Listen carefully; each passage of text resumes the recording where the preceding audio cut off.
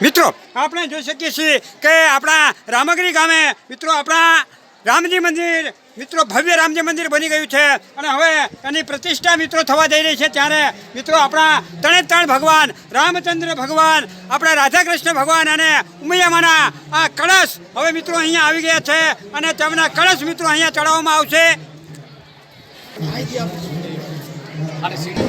મિત્રો આપણે જોઈ શકીએ છીએ કે આપણા કળશના જે ત્રણ યજમાન છે એ કળશ લઈ અને હવે આપણા શિખર ઉપર પહોંચી ગયા છે।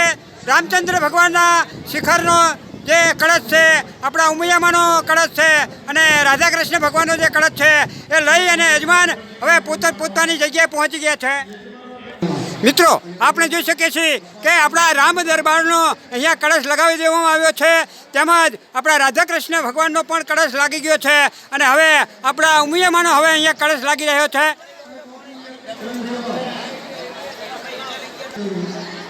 મિત્રો હવે અહીંયા આપણા આ ઘુમ્મટનો પણ કળશ લગાવી દેવામાં આવ્યો છે, એ મિત્રો આપણે જોઈ શકીએ છીએ। મિત્રો આવી રીતે તમામ કળશ હવે અહીંયા લાગી ગયા છે અને હવે આપણા ત્રણ ખંડના એટલે કે રામચંદ્ર ભગવાન, આપણા રાધાકૃષ્ણ ભગવાન, ઉમિયામાના જે ધજાદંડ છે એ ધજાદંડ મિત્રો હવે અહીંયા લાવવામાં આવશે।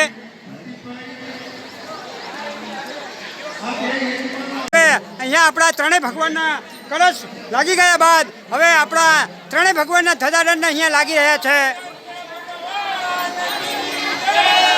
મિત્રો આપણે જોઈ શકીએ છીએ કે સૌ પ્રથમ આપણા ઈષ્ટદેવ રામચંદ્ર ભગવાનનો કળશ લાગી ગયા બાદ એમનો ધજાદંડ અહીંયા લાગી ગયો છે।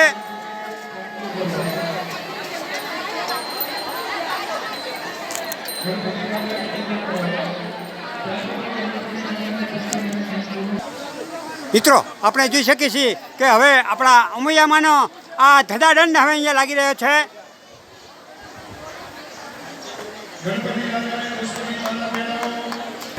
મિત્રો હવે આપણા રાધાકૃષ્ણ ભગવાનનો હવે અહીંયા આ ધજાદંડ મિત્રો લાગી રહ્યો છે।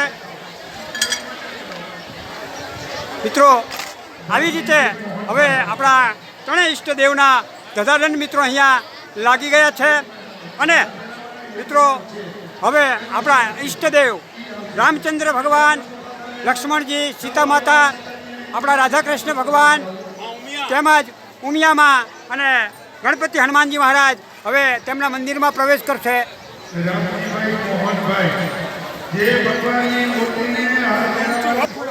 બોલો રામચંદ્ર ભગવાન કી જય, રાધાકૃષ્ણ ભગવાન કી જય, ઉમૈયા માત કી જય।